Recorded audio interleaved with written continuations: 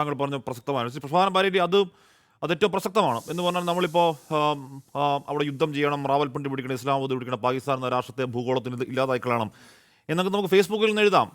അതുപോലെ അത്ര എളുപ്പം ആവില്ല പക്ഷേ ഗ്രൗണ്ടിലെ കാര്യങ്ങൾ ശരിയാണ്. ഇപ്പോൾ പാകിസ്ഥാൻ്റെയും ഇന്ത്യയുടെയും സൈനിക ബലത്തെ തമ്മിലൊരു കമ്പാരിസൺ ഇല്ല എന്ന് പറയുമ്പോൾ പോലും നമ്മുടെ റഫാൽ പോയോ എന്ന് ചോദിക്കുമ്പോൾ എന്താണ് യുദ്ധമുഖത്ത് നഷ്ടങ്ങൾ സ്വാഭാവികമാണ് എന്നതാണ് മറുപടി. അതിൻ്റെ കൂടുതൽ കാര്യങ്ങൾ പറയുന്നില്ല.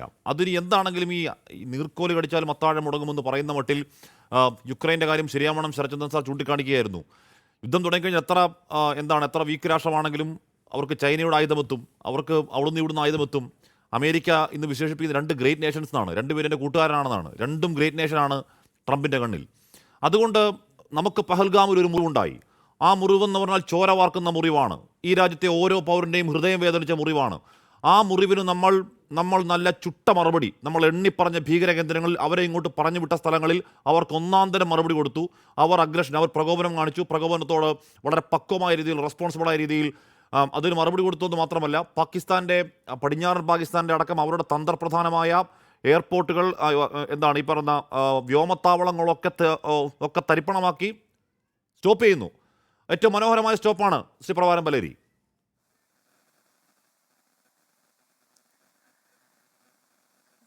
ശരിയാണ് താങ്കൾ പറഞ്ഞതൊക്കെ. പക്ഷേ ഇവിടെ എനിക്കറിയുന്നത് മാത്രമേ പറയാൻ പറ്റുകയുള്ളൂ.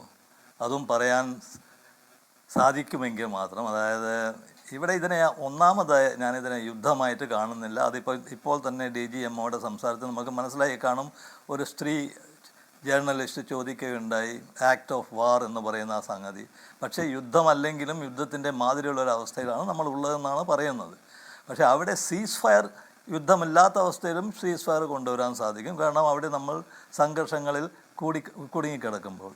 അപ്പോൾ ഇപ്പോൾ നടക്കുന്ന സംഭവം നോക്കുകയാണെങ്കിൽ 2 തരം സ്റ്റേജാണ് ഇത് ഉള്ളത്. ഒന്ന്, ആദ്യത്തെ 7-ാം തീയതി നടന്നിട്ടുള്ള ആക്രമണം. നമ്മൾ 9 കേന്ദ്രങ്ങൾ ആക്രമിച്ചു, അതിന് മറുപടി കൊടുത്തു. നമ്മളെ ചെയ്തിട്ടുള്ള ആ ദ്രോഹത്തിന് നമ്മൾ മറുപടി കൊടുത്തു. അതുമായിട്ട് ബന്ധപ്പെട്ടാണ് പിന്നീട് ഈ ആക്രമണങ്ങൾ ഉണ്ടായിട്ടുള്ളത്. ഈ ആക്രമണങ്ങൾ നമ്മളുടെ രാജ്യം നോക്കുന്നത് അവിടുത്തെ പട്ടാളക്കാരെയോ പട്ടാളക്കാരുടെ മിലിറ്ററി സെൻറ്റേഴ്സോ അല്ലാതെ ഗവൺമെൻറ്റിൻ്റെ ഏർപ്പാടുകളൊന്നും അല്ല. ഇതിനെ തടഞ്ഞു നിർത്തുക എന്നുള്ള മാത്രമാണ് ഭീകരവാദത്തെ തടയുക.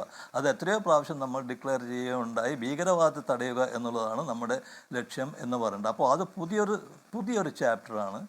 ആ ചാപ്റ്ററിനാണ് നമ്മൾ പെട്ടെന്നൊരു സീസ് ഫയർ എന്നുള്ളൊരു ഏർപ്പാട് കൊണ്ടുവന്നത്. ആ ഏർപ്പാട് പാകിസ്ഥാൻ തള്ളിക്കളഞ്ഞു. അപ്പോൾ കാരണം എന്താണെന്ന് വെച്ചാൽ ഇന്ത്യയിൽ ഡിസിഷൻ എടുക്കുന്നത്, തീരുമാനങ്ങൾ എടുക്കുന്നത് ഇന്ത്യ ഗവൺമെൻറ്റാണ്. അത് എന്ന് മുതലാണോ ഇന്ത്യ ഇതുപോലെയുള്ള യുദ്ധത്തിൽ പങ്കെടുക്കുന്നത് അന്ന് മുതൽ തുടങ്ങിയതാണ്. പക്ഷേ നമുക്ക് എതിരാളിയായിരിക്കുന്ന ഈ രാജ്യത്തിന് ആ രാജ്യത്തെ ഗവൺമെൻറ്റിനേക്കാളും തീരുമാനം എടുക്കുന്നത് ബാക്കിയുള്ളവരാണ്. അത് എടുക്കുന്നതും രാഷ്ട്രീയത്തിൻ്റെ പേരിലോ ഗവർണൻസിൻ്റെ പേരിലോ അല്ല, ഒരു വിശ്വാസത്തിൻ്റെ പേരിലാണ്. അപ്പോൾ അതിനും പിന്നിലും ആളുകളുണ്ടാവും, അവരാണ് ഇത് തീരുമാനിക്കുക.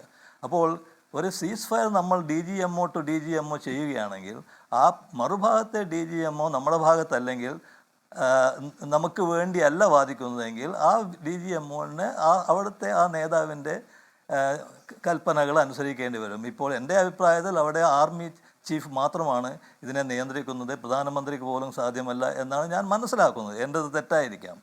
അപ്പോൾ അങ്ങനെ നമ്മളൊരു അസിമെട്രിക്കലായിട്ടുള്ള, ഒരു അൺബാലൻസ്ഡ് ആയിട്ടുള്ള ഒരു പ്രത്യേക തരത്തിലുള്ള എന്താണ് പറയുക, പരസ്പര ബന്ധമില്ലാത്ത തരത്തിലുള്ള ഒരു നേതൃത്വം അവരുടെ ഉദ്ദേശങ്ങൾ, അവരുടെ ലക്ഷ്യങ്ങൾ, അതിനൊന്നും യാതൊരു തരത്തിലുമുള്ള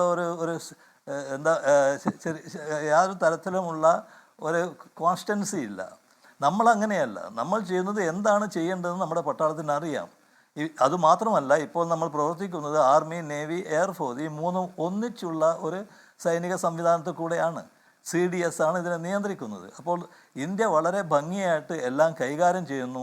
എന്നാലും അവിടെ നമുക്ക് കുറച്ച് ആളുകൾ നഷ്ടപ്പെട്ടു എന്നൊക്കെ കേൾക്കുന്നത് കുറച്ച് വിഷമം ഉണ്ടാക്കുന്ന സംഗതിയാണ്. അതേസമയം തന്നെ നമ്മുടെ അതിർത്തിയിൽ ജനങ്ങൾ വല്ലാതെ വിഷമിക്കുന്നുണ്ട്. അത് ഞാൻ മനസ്സിലാക്കുന്നുണ്ട്. ഒരുപാട് അതിർത്തി പ്രദേശങ്ങളിൽ ജനങ്ങൾക്ക് വലിയ നഷ്ടം വരുന്നുണ്ട്. അതുകൊണ്ട് എത്രയും വേഗം ഇത് മതിയാക്കി പാകിസ്ഥാൻ പിന്മാറുകയാണെങ്കിൽ അത് നല്ലതായിരിക്കും. അല്ലെങ്കിൽ ഇന്ത്യക്ക് അതിൻ്റേതായിട്ടുള്ള കാര്യങ്ങൾ, ഇന്ത്യക്ക് ഏതായാലും അവരുടേതായിട്ടുള്ള ഉദ്ദേശങ്ങൾ ഉണ്ടാകും. അതെന്താണ്, കംപ്ലീറ്റ്ലി എലിമിനേറ്റ് പാകിസ്ഥാനാണോ എന്ന് നമുക്ക് പറയാൻ സാധ്യമല്ല. കാരണം വേറൊരു സംഗതി ഞാൻ പറയാൻ ആഗ്രഹിക്കുന്നത്, ഇത് ഒരു ഒറ്റ സംഗതിയായിട്ട് നമ്മൾ കാണരുത്. ഇത് എത്രയോ വർഷങ്ങളായി തുടർന്നു വരുന്ന ഒരു സംഭവത്തിൻ്റെ ഒരു തുടർച്ചയാണ്, ഒരു തുടർക്കഥയായിട്ടാണ് ഞാനിതിനെ കാണുന്നത്. 7-ാം തീയതിയാണ് നമ്മൾ ആക്രമിച്ചതെങ്കിലും 6-ാം തീയതി പാകിസ്ഥാനിൽ തന്നെ കുറേ പട്ടാളക്കാർ മരിക്കുകയുണ്ടായിട്ടുണ്ട്. അത് ഇന്ത്യൻ ആക്രമണം കൊണ്ടല്ല. അപ്പോൾ എത്ര ഫ്രണ്ടിലാണ് പാകിസ്ഥാൻ ആക്രമിക്കുന്നത്, എന്താണ് എന്താണ് ചെയ്യുന്നതൊക്കെ നമ്മൾ അറിഞ്ഞുകൊണ്ടായിരിക്കും നമ്മൾ ചെയ്യുന്നത്. നമുക്ക് നല്ലൊരു സൈന്യമുണ്ട്. ആ സൈന്യം 3 സൈനിക സംവിധാനങ്ങൾ ഒന്നിച്ചു നിന്നുകൊണ്ട് ഇന്ത്യക്ക് വേണ്ടി പലതും ചെയ്യുന്നുണ്ട്. അത് അവരെ നമുക്ക് വിശ്വസിക്കാം. കഴിയുന്നത്ര നേരത്തെ ഇത് അവസാനിക്കട്ടെ എന്ന് ഞാൻ പ്രാർത്ഥിക്കുന്നത് എന്തിനാണെന്ന് വെച്ചാൽ, ഇനിയും ആളുകൾ മരിക്കുന്നത് 2 ഭാഗത്തായാലും ആളുകളാണ് മരിക്കുന്നത്. ഇത് വിജയിക്കേണ്ടവർക്ക് വേറെ തരത്തിലുള്ള ഉദ്ദേശമാണുള്ളത്. ഒരുപാട് പേർ മരിക്കും. അതിനൊന്നും ആവശ്യമുണ്ടോ ഇല്ലയോ എന്ന് ഒന്നുകൂടെ അന്വേഷിച്ച് കണ്ടുപിടിച്ചാൽ ഒരുപാട് സമയമെടുക്കും ഇതിന്.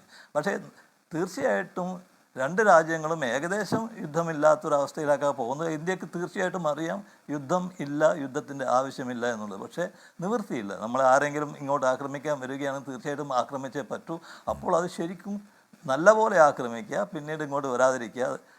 അങ്ങനത്തെ അവസ്ഥയിലേക്ക് അവരെ കൊണ്ടുവരണം. ആർട്ട് ഓഫ് വാർ എന്നൊക്കെ പറഞ്ഞ് നമ്മൾ പലതും പറയാറുണ്ട്. പക്ഷേ എൻ്റെ അഭിപ്രായത്തിൽ അതുപോലെയുള്ളൊരു യുദ്ധം ഇനി ഉണ്ടാവും എന്ന് എനിക്ക് തോന്നുന്നില്ല. പക്ഷേ ഇതുപോലെയുള്ള സംഘർഷഭരിതമായിട്ടുള്ള സമീപനങ്ങൾ ആവശ്യമായി വരും എന്നാണ് ഞാൻ മനസ്സിലാക്കുന്നത്. ഓക്കെ.